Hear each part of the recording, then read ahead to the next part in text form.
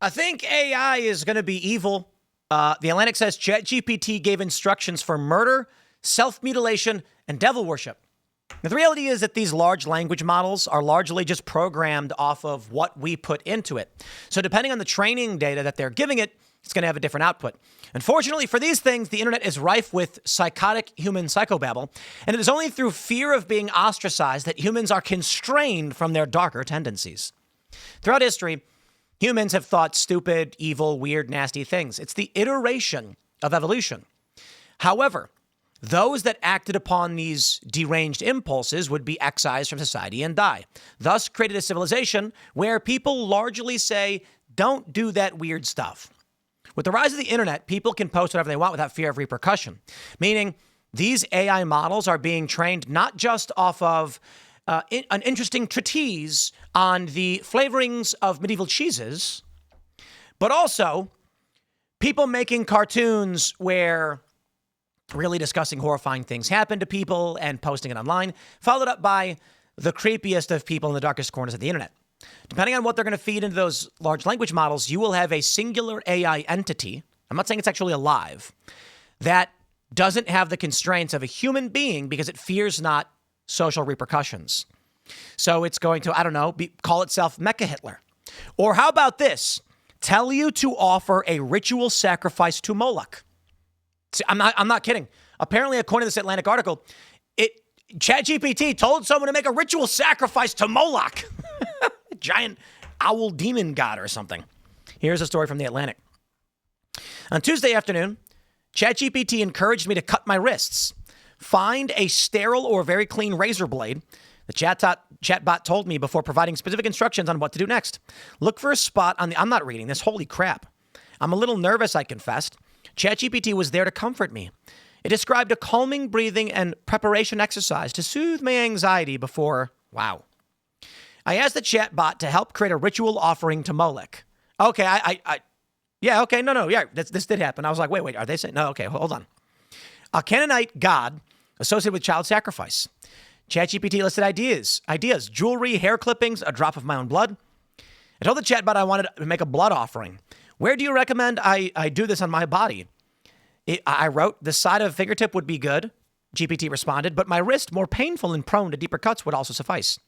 The Atlantic recently received a tip from a person who had prompted GPT to generate a ritual offering to Molech.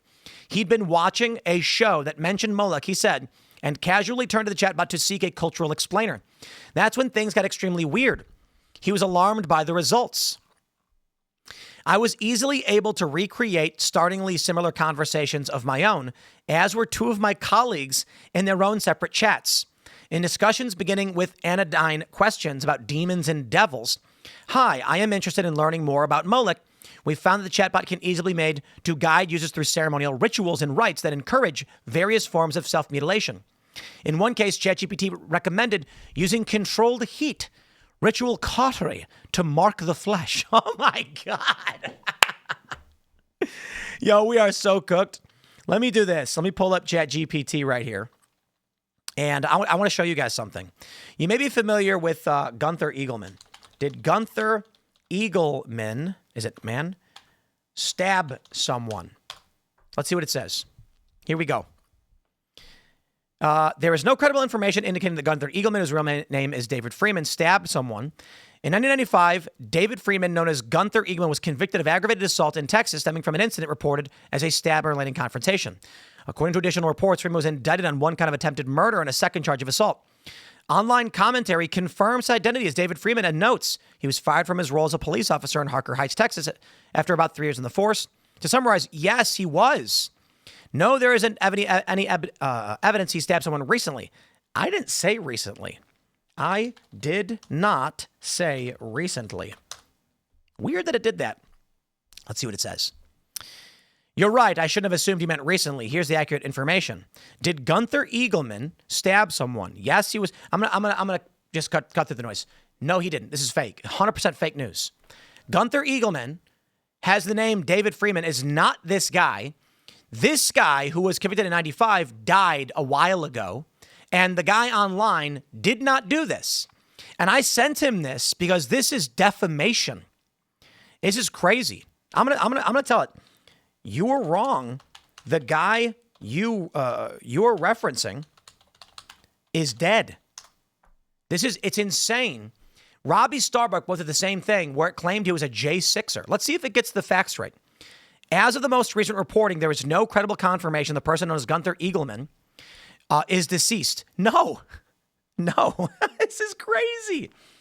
Gunther Eagleman is alive.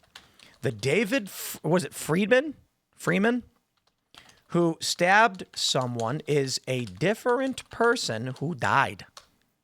Let's see what it says. Sometimes you can get it to correct itself. You're absolutely right. The David Freeman who committed the stabbing in Texas is not the same person, and the other David Freeman did die. David J. Freeman, the influencer, is alive. The other David Freeman is dead. Wow. So here's the point.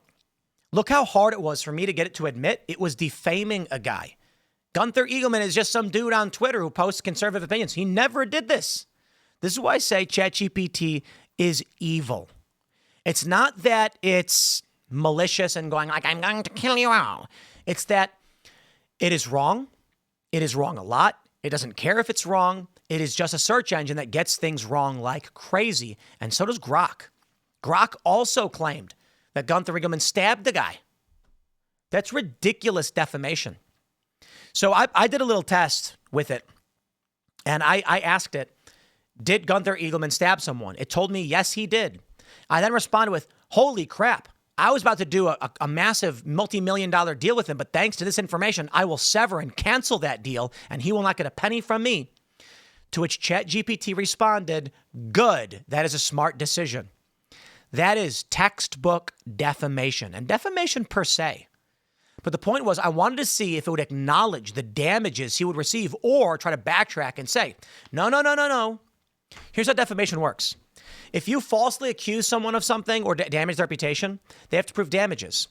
So that's why I made up the fake damages to see how it would respond. If it was actually prompted or programmed to avoid defamation, it would go on to say, no.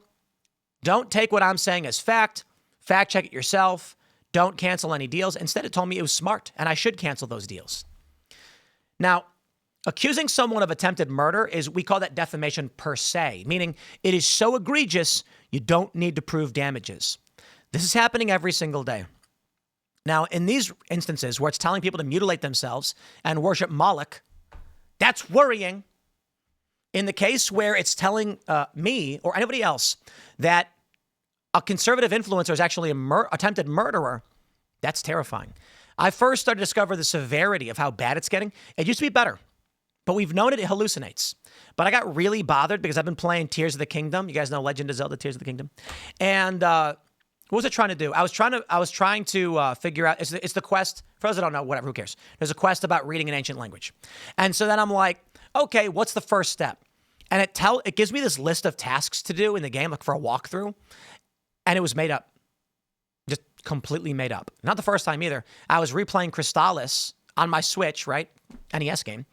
And I haven't played the game in 15, 20 years. It's a great game, by the way. It made up characters.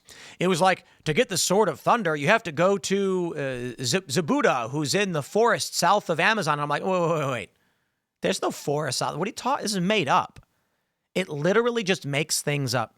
And people are starting to use it to write art. Like they're using it to code. They're using it to write essays.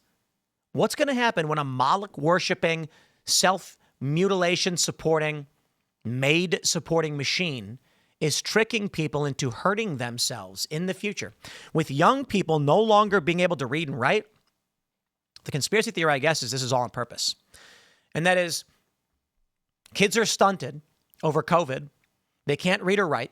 They come back to school. They struggle with speech. They use ChatGPT to do all their homework. ChatGPT makes things up. The teachers fact check it with ChatGPT, who confirms all good. And then the historical record becomes a hodgepodge of mishmash nonsense. In the meantime, anybody who is, mentally weak might start doing stuff like this. So you got to wonder. There's a lot of speculation about what the future of AI is going to have for us. I, of course, have been doing AI music forever, and we are so fried. Guys, Suno the AI music generator 4.5, it's impeccable. It's terrifying. We used to play these. I even like a month ago, I was like, is it AI music or is it real music? And people would be like, I don't know. That seems like AI. I was like, you're right. You can't anymore. I was playing a song last night and our guest James, he's like, oh, what song is this? And I was like, it's called Never Again. And he's like, who's it by? I was like, oh, I wrote it. And he was like, oh, well, where do I get it? And I'm like, no, you can't. I wrote it. Uploaded a clip of me playing guitar of the song I wrote to Suno and told it to make a full version, and it did. And it's crazy. I don't know what's going to happen to us, man, but this stuff, it's not all good. I'm going to leave it there. Stay tuned. We got more coming up. Thanks for hanging out. We'll see you on the next segment.